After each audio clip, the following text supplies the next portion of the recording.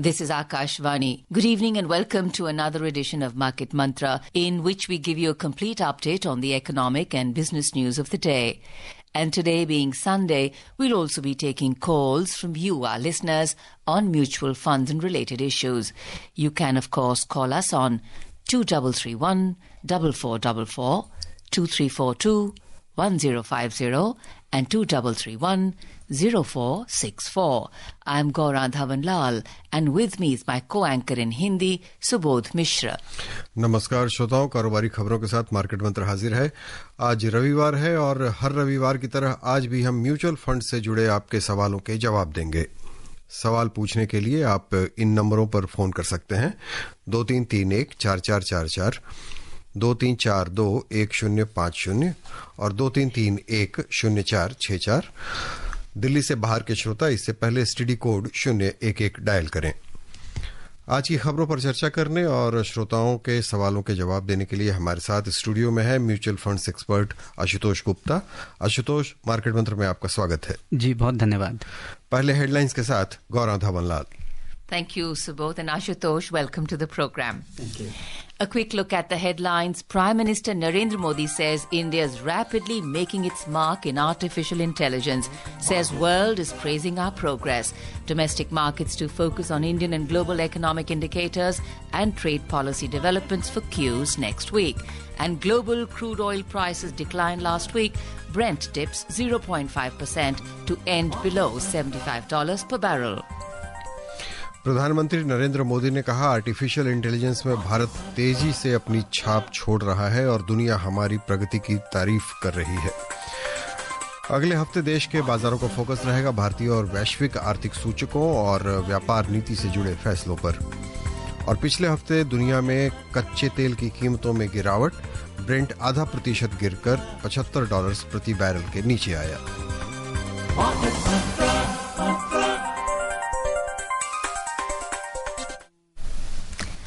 We begin with our first headline story. Prime Minister Narendra Modi today stated that India is rapidly carving out a robust identity in the field of artificial intelligence. Addressing the nation in his Man Ki Baat program on Akashvani, Mr. Modi said the people of India are second to none in adopting and trying new technologies. He was pleased to note that the world praised India's progress in this sector during his recent visit to Paris for the AI Action Summit. Saying that people in the country are using AI for different tasks, Prime Minister Modi highlighted that the increasing participation of youth is leading to new revolutions in various sectors, be it space or AI. He expressed pride that the country witnessed the launch of ISRO's 100th rocket last month. The Prime Minister also noted with satisfaction that the participation of women is constantly on the rise among the team of space scientists, and also expressed happiness that the space sector has become a favorite of young people. With International Women's Day will be observed on the 8th of March, and Mr. Modi said that this is a special occasion to salute Nari Shakti. And we welcome and salute our first caller for the today. From Saharanpur, we have Vivek. Vivek, स्वागत है, अपना सवाल पूछिए please. हाँ, market मंत्रा की पूरी team और आज के एक्सपर्ट को नमस्कार। नमस्कार। मेरा सर क्वेश्चन ये है कि मैंने SBI blue chip fund growth में 1000 का फिक्स किया है और मैं इसमें 7 ईयर से इन्वेस्टेड हूँ और मुझे रिटर्न भी ठीक मिला है। क्या अभी इसका कुछ परफॉर्मेंस डाउन हुआ है तो क्या मैं आगे इसमें इन्वेस्टेड रहूँ? मेरा अभी भी होराइजन लगभग 10 ईयर अबव के लिए है। और साथ ही दूसरा क्वेश्चन है, मैंने Nippon India multi cap fund growth में भी 1000 रुपीज का फिक्स किया है और मैं क्या मुझे अलग से स्मॉल या मिड कैप लेने की जरूरत है? और इसमें मेरा होराइजन 10 से 12 ईयर्स के लिए है। अगर मुझे कोई अलग स्मॉल मिड कैप फंड चाहिए तो उसके लिए राय दीजिए, कौन सा बेस्ट होगा, या मैं इसी में ही मल्टी कैप फंड में ही टॉप अप करके जुड़ा रहूँ? जी, तो पहला सवाल आपका एसबीआई ब्लू चिप को लेकर, मेरे हिसाब से आप इस फंड में बने रहिए। बीच में एक टाइम था ऐसा जब इसकी परफॉर्मेंस थोड़ी डाउन जरूर आई थी, लेकिन ये जो मंदी का दौर है, इसने काफ़ी अच्छे से परफॉर्म किया है। पिछले 1 साल में ही अपनी कैटेगरी के टॉप 5 फंड्स में रैंक करता है। तो कुल मिलाकर एक अच्छा पुराना एक्सपीरियंस्ड मंझा हुआ फंड है और आपने खुद ही कहा कि आपको इसमें लाभ हुआ है। लार्ज कैप स्टॉक्स में निवेशित रहने के लिए ये एक बढ़िया विकल्प है, तो मेरे हिसाब से आप इसमें बने रहिए। आपने दूसरा फंड भी निपॉन का अच्छा चूज किया है और बाय मैंडेट, क्योंकि एक मल्टी कैप फंड है, कम से कम 25% आपका पैसा ये मिड कैप और स्मॉल कैप में निवेश करना इसके मैंडेट में आता है। तो इस फंड में आपका 50% पैसा हमेशा ही मिड और स्मॉल कैप्स कंपनीज में लगा रहेगा। तो कुल मिलाकर मुझे नहीं लगता कि अगर आपको एक बहुत एग्रेसिव, अगर एक्स्ट्रा एग्रेशन आपको अपने पोर्टफोलियो में नहीं चाहिए, एक रीजनेबल कंट्रोल्ड एक्सपोजर चाहिए मिड और स्मॉल कैप्स के लिए, तो मेरा ख्याल आप इन 2 फंड में अपना SIP बनाए रखिए और खासकर इस मंदी के दौर में रुके नहीं। अगर फंड नेगेटिव रिटर्न भी देता है तो बहुत ज़्यादा निराश ना हो, धैर्य बनाए रखें और अपना SIP चलाए रखें। जी, अगले कॉलर हैं हैदराबाद से सौरभ। सौरभ, स्वागत है आपका, सवाल पूछें। Good evening, Market Mantra. Good evening. I think my question is also similar to the previous one. I had a very traditional SIP portfolio of 20 months, which was giving till last October about 10 to 12% profit. However, I increased it later at last year later stage, and now it is almost about 8 to 10% down. So I wanted to ask the Market Mantra expert, what should I do? Though I am fully convinced that I should continue. However, I want to know from you. Thank you. Yes, so in response, I'd say that if you are not looking to redeem this money, if you don't, for any important need require this money in the next 1.5 year, then by all means stay invested and continue investing. By default, by nature, markets are volatile. They'll move up and they'll move down. But net overall basis, they have the capability, they have the potential to reward you better than any other asset class. So if you are a long-term investor, keep calm and continue with your SIPs. Meanwhile, we have a question, and I think it says, I'm a long-term investor investing since the past 10 years. What should I do in the current market volatility? So my answer remains the same, which I just mentioned, that volatile phases are a part and parcel of the market. The markets have been such that in the last 3 to 4 years, ever since COVID struck, the big market fall, the rapid but short market fall that we witnessed at the time of COVID. Since then, investors haven't really experienced a big market shake-up, right? And that's why a lot of new investors who have joined us, in these years, this is the first experience of a market fall that they are having. So they'll have to keep calm. They'll have to hold their nerve, remain patient, and carry on with their SIP strategy. Right. So Neeraj, if you heard the answer, stay cool, stay calm, and stay invested. जी, आशुतोष, अभी जो बाजार की हालत है, अभी जैसे callers भी हमेशा यही आशंका जता रहे हैं कि क्या होने वाला है, कैसे होने वाला और क्या करें ऐसे में। और हमेशा हम देखते हैं जो नए होते हैं निवेशक, उनके लिए ये बड़ा झटका होता है, जिन्होंने अभी जैसे मान लें हम कि 6 महीने में जिन्होंने निवेश शुरू किया होगा, या छोटे निवेशक हैं, खुदरा निवेशक हैं, तो उन लोगों को अभी क्या रणनीति अपनानी चाहिए? क्या ऐसी हालत में अभी अपना निवेश, जिनके लिए वो पैसा बहुत अहम है, तो अभी रोक दें और इंतजार करें, या उसको कम करके जारी रखें? देखिए, market can always give you a reason to feel disappointed और feel happy. Markets will go up. People who have not invested और हैव इन्वेस्टेड लिटिल, वो लोग रिग्रेट करेंगे कि काश हमने ज़्यादा पैसा लगाया होता. और अगर मार्केट लगाते ही नीचे गिरती है तो ऑब्वियसली एक रीज़न होता है निराश होने का. लेकिन इसका जो सोल्यूशन है वो एसेट एलोकेशन.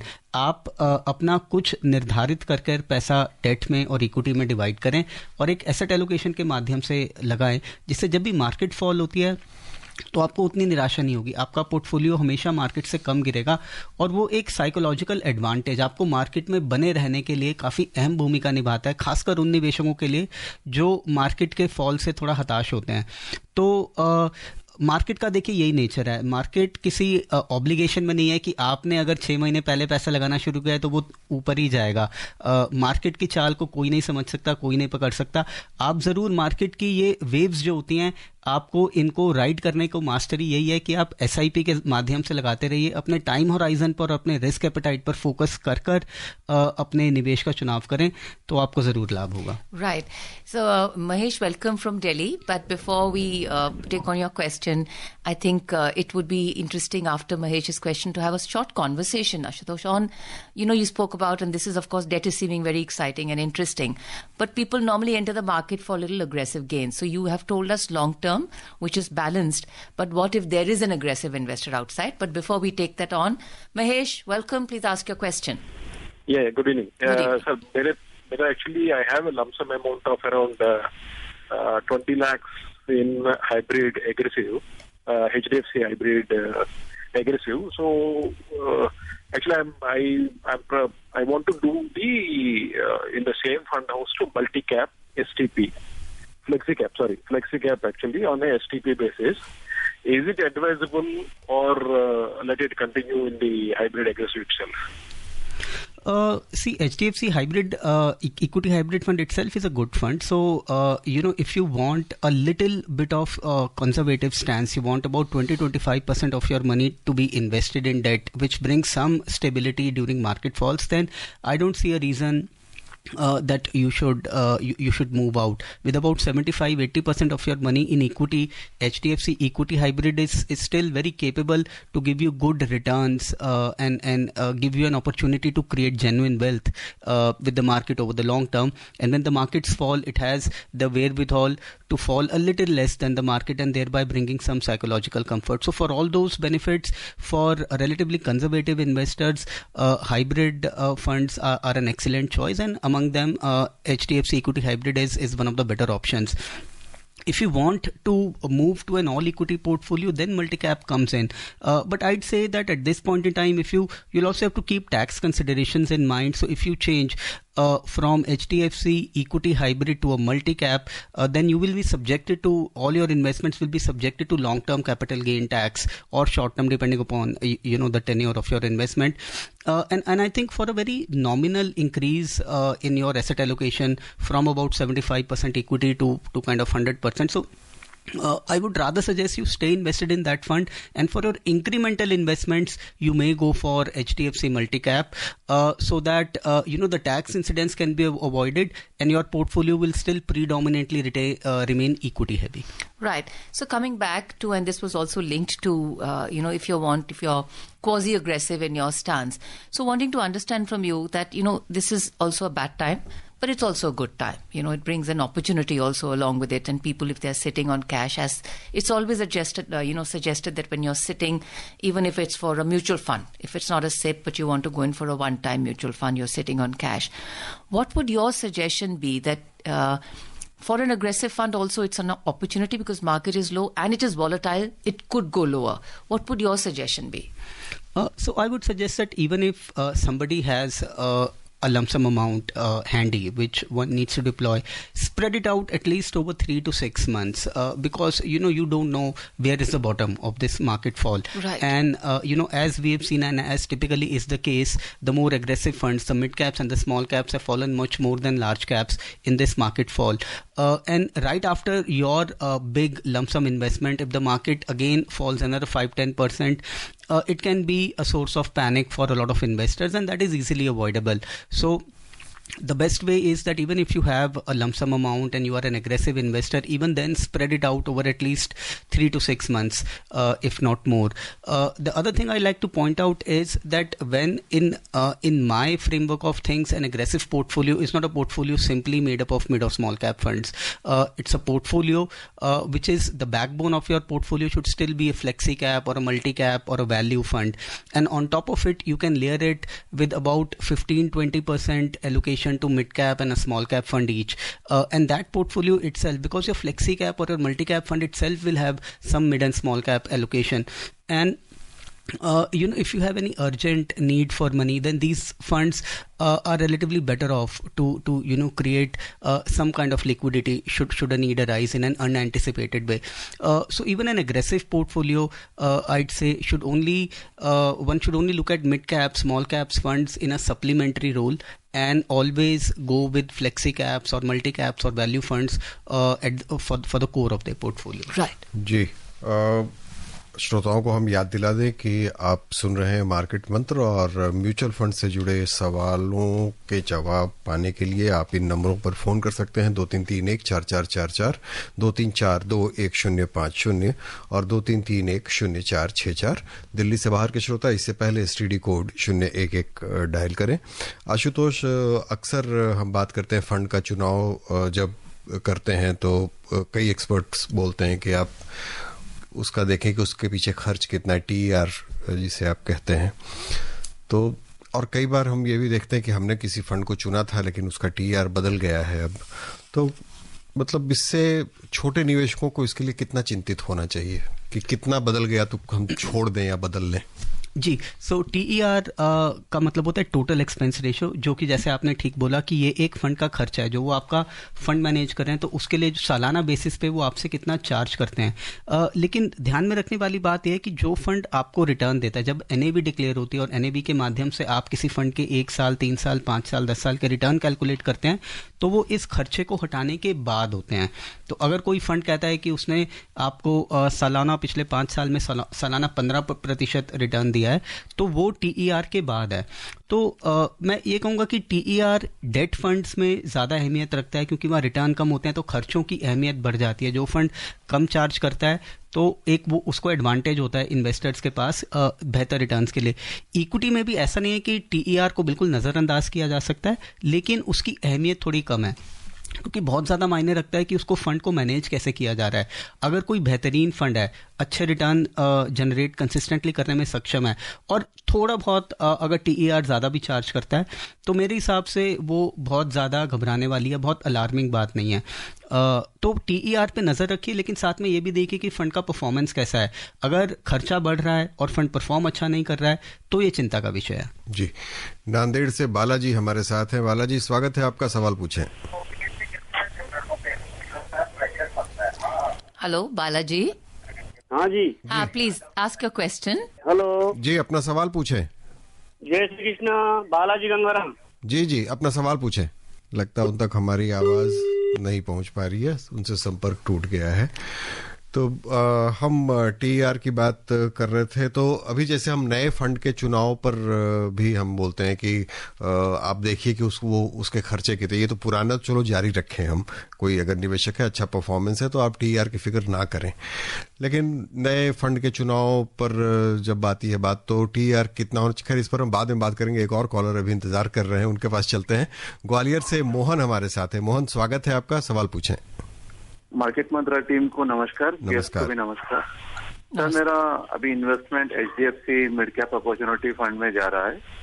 एक नया fund Hallows mid cap fund NFO आया है, क्या उसमें एक एडिशनल SIP स्टार्ट की जाए? धन्यवाद। जी, HDFC मिड कैप अपॉर्चुनिटीज अच्छा फंड का आपने चुनाव किया है, अच्छा परफॉर्म कर रहा है, आप उसमें तो बने ही रह सकते हैं। बस थोड़ा ध्यान देने वाली बात यह है कि ये फंड काफ़ी बड़े साइज का हो गया है। तो अगर एक मिड कैप फंड होने के नाते बड़ा साइज का फंड चलाना काफ़ी चैलेंजिंग हो सकता है, लेकिन अभी तक ये फंड काफ़ी ठीक ठाक परफॉर्मेंस दे रहा है। तो थोड़ा इसी बात पर ध्यान रखना होगा आपको, लेकिन अदरवाइज अभी ऐसा कोई चिंता का विषय मुझे नहीं दिखता है। दूसरा आपने बोला हीलियोस, जी एक काफ़ी popular fund manager Sameer Arora, उन्होंने ये अपनी नई AMC बनाई है, हीलियोस एसेट मैनेजमेंट, जिसके तहत उनका ये फ्लैगशिप फंड है जो उन्होंने पिछले साल लॉन्च किया है। तो आप एक छोटी पोजीशन इसमें लेकर शुरुआत करना चाहते हैं, कर सकते हैं। नया फंड है, अभी इसको और समय दीजिए। लेकिन फंड मैनेजर काफ़ी मंझे हुए हैं, काफ़ी एक्सपीरियंस्ड हैं। पहले अलायंस म्यूचुअल फंड के साथ इन्होंने फंड्स मैनेज किए। सिंगापुर में इनका एक हेज फंड है इनकी कंपनी का, जो वो चलाते रहे हैं। और अब हिंदुस्तानी मार्केट्स में एज अ म्यूचुअल फंड इन्होंने वापसी करी है अपनी खुद की AMC बनाकर। पास्ट ट्रैक रिकॉर्ड इनका अलायंस के टाइम का शानदार है, और काफ़ी पॉपुलर हैं, काफ़ी जाने माने चेहरे हैं फंड मैनेजमेंट में, तो उस गुडविल के तहत और इनकी पास्ट ट्रैक रिकॉर्ड को देखते हुए अगर आप थोड़ा पोजीशन इसमें बनाकर शुरुआत करना चाहते हैं तो कर सकते हैं। जी आशुतोष, जैसे हम पहले बात कर रहे थे, आपने बताया कि TER की परवाह किए बिना अगर अच्छा परफॉर्मर है कोई फंड तो आप जारी रखें, लेकिन नए निवेशक के लिए जब आप सलाह देते हैं कि आप देखें कि वो कितना खर्च है, तो एवरेज आप बता सकते हैं कुछ उदाहरणों से कुछ फंड्स के कि वो कितना एक्सपेंस रेशियो है किसका, और किसे हम माने कि ये हमारे लिए ठीक है और ये नहीं है। देखिए, इक्विटी फंड्स की अगर मैं बात करूं, जो कि अहम मुद्दा है यहाँ पर, इक्विटी फंड्स में डायरेक्ट प्लान्स में अगर आप निवेश करते हैं तो 1 से 1.25%, 1% आमतौर पर एक एवरेज आप एक्सपेंस रेशियो डायरेक्ट प्लान का मान सकते हैं। अगर इससे कम है तो बहुत अच्छी बात है, आपका फंड आपसे कम पैसे चार्ज कर रहा है, लेकिन अगर किफ़ायती है, अगर फंड बढ़िया परफॉर्म कर रहा है, कंसिस्टेंट फंड मैनेजर है, तो आप, मेरा ख्याल, एक बढ़िया बेहतरीन परफॉर्मेंस के लिए अगर वो 1.25% तक भी आपको जाना पड़े, provided the fund is good, तो मेरा ख्याल उसमें बहुत खासी चिंता की बात नहीं होनी चाहिए। वहीं रेगुलर प्लान्स जो कि विद कमीशन होते हैं, जो डिस्ट्रीब्यूटर के थ्रू आपको मिलते हैं, उनमें तकरीबन 2.25% के आसपास तक, 2 से 2.25% एक्सपेंस रेशो, यही जो 1% का डिफरेंस है, 1.25 से 2 से 2.25 डायरेक्ट और रेगुलर में, यही डिस्ट्रीब्यूटर का कमीशन है, जो 1% जो सालाना आपकी इन्वेस्टमेंट में से डिस्ट्रीब्यूटर को जाता है। तो अगर आप ऑनलाइन खुद निवेश करने में सक्षम हैं तो आप डायरेक्ट प्लान चुनिए, और एक्सपेंस रेशो भी कम होगा, और एक्सपेंस रेशो कम होगा तो आपके रिटर्न ज़्यादा होंगे। जी आइए अगली खबर पर नजर डालते हैं। लगातार 2 हफ्ते तक गिरावट के बाद उम्मीद है कि अगले हफ्ते भी भारत के शेयर बाजारों में सावधानी का रुख बना रहेगा। समझा जाता है कि सूचकांकों का फोकस भारत और अमेरिका के आर्थिक आंकड़ों, वाहनों की मासिक बिक्री, आयात शुल्क पर ट्रंप प्रशासन के कदमों और यूक्रेन और रूस के बीच शांति वार्ता से जुड़ी नई जानकारियों पर रहेगा। दुनिया भर की निगाहें 2024 की चौथी तिमाही के लिए अमेरिकी जीडीपी के आंकड़ों पर टिकी है, जो 27 फरवरी को जारी होने वाली है। इसके अलावा चौथी तिमाही में उपभोक्ता व्यय, फरवरी के लिए उपभोक्ता विश्वास सूचकांक, नए घरों की बिक्री और जनवरी में निजी आय और व्यय के आंकड़ों पर भी बाजार पर असर पड़ने की संभावना है।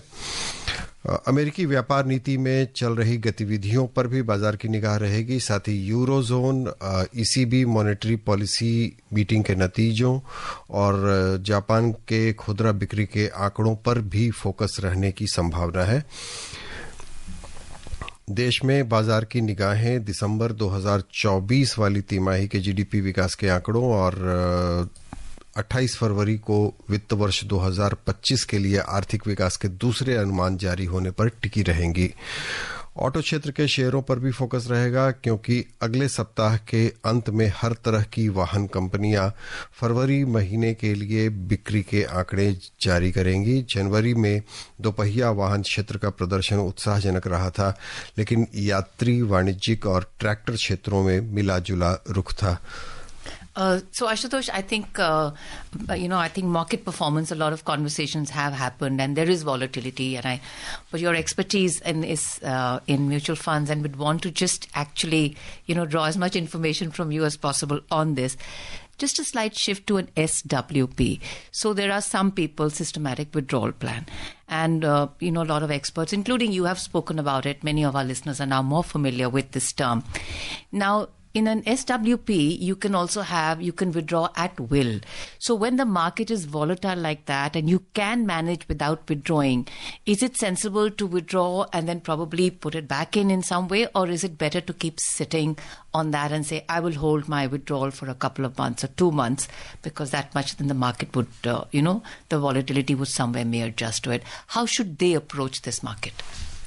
Generally, SWPs are a good vehicle for regular income seekers, people who have built their retirement portfolio around mutual funds, and they've reached their retirement stage and now looking to withdraw regular income, derive monthly income. So for them, SWP brings in a discipline. They can follow a plan and derive regular income, which can be fairly dependable. So for those kind of people, I would like to believe that stopping, their monthly withdrawals with the whims and fancies of the market may not be a very feasible way. But of course, if one has the flexibility to not withdraw at a time when the markets are falling, then certainly that would overall be return accretive. Right. So not to worry too much as what will happen to my final this thing after, the 15 years or 20-year period, not to look at that, but to say you need the money. It's okay. Continue withdrawing because the market will even out. Yes, over there the key is to be disciplined in your withdrawals. We always recommend that don't let your withdrawals go beyond 6% of your accumulation, and ideally keep it up to 5%. As long as you're disciplined about how much you are withdrawing, even during phases of market fall, don't give yourself increment in the year when the markets are falling. So this 0.5 and 0.6 is a good, 5% out of 6% should be your red line, right, for sustainability, right, of your corpus. Right. From Delhi, we have a caller, Yogesh. Yogesh, welcome. Please ask your question. Thank you so much. Ashutosh ji की मैं पहले तारीफ करना चाहूंगा कि इतने सटीक जवाब इन्होंने हमें दिए हैं और काफी कुछ सीखने को मिला है इनसे। Thank you so much. Sir मेरा सवाल ये है कि फाइनेंशियल फ्रीडम का आजकल बहुत बातें होती हैं, लोग फायर अमाउंट के बारे में बात करते हैं कि फाइनेंशियल फ्रीडम रिटायर अर्ली। तो सर मेरा ये सवाल है कि सेफ विड्रॉवल रेट इंडिया में आपके हिसाब से कितना होना चाहिए, और ताकि वो जो हमारा कॉर्पस है वो भी ईट आउट ना हो और इन्फ्लेशन को भी हम लोग बीट करके इंक्रीजिंग मतलब विड्रॉवल्स कर पाए। जी, अगर मैं आपको थोड़ा इसको डिटेल में आंसर करूं, क्योंकि ये काफ़ी अहम सवाल है रिटायरीज के लिए, और ये काफ़ी बार देखा गया कि लोग इस कश्मकश में भी रहते हैं और ये पूछते भी हैं।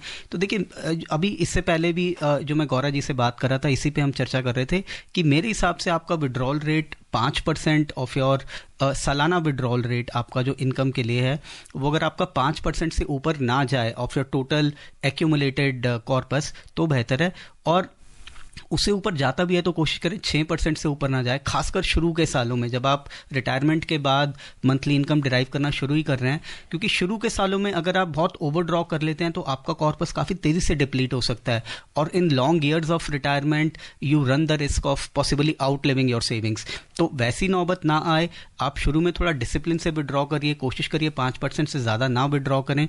और इसके देखिए काफ़ी सिंपल रूल है, ये थंब ऑफ रूल हैं, लेकिन मैं इनके पैमाने आपको बताता हूं। एक रिटायरमेंट कॉर्पस में आप मानिए कि आप 40 से 50% अपना पैसा इक्विटी में रखेंगे और बचा हुआ डेट में रखेंगे।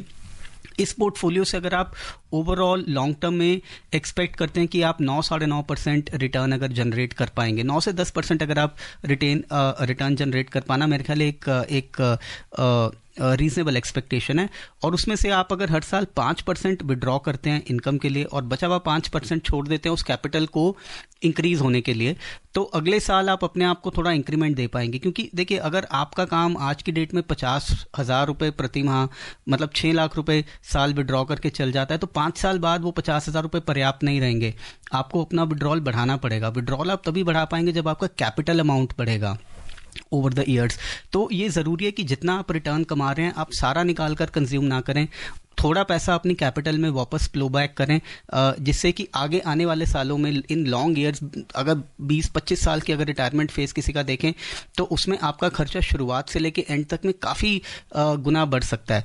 तो उसके लिए ज़रूरी है कि आप डिसिप्लिन से चलें और कुछ ये पैमाने अपने मान के चलें। 5% विड्रॉल रेट को एक आइडियल विड्रॉल रेट के चले या उससे कम, तो मेरा ख्याल वो सस्टेनेबल होगा with a portfolio mix of 50% equity and debt. So before we finally move to the closing moments of our program, we have a story on oil. Global crude oil prices declined last week as investors grappled with a fading Middle East risk premium alongside uncertainty about a potential peace deal in Ukraine. Brent crude oil futures fell 0.4% last week to end the week at $74.43 a barrel. US crude dropped 0.5% to close the week at $70.4 per barrel.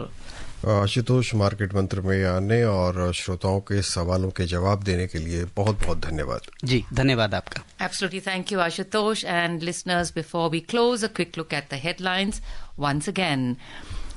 Prime Minister Narendra Modi says India's rapidly making its mark in artificial intelligence, says world is praising our progress. Domestic markets to focus on Indian and global economic indicators and trade policy developments for Qs next week.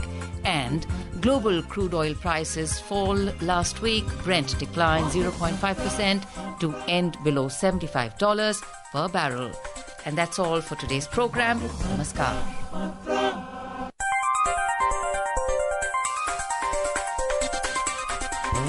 Good morning.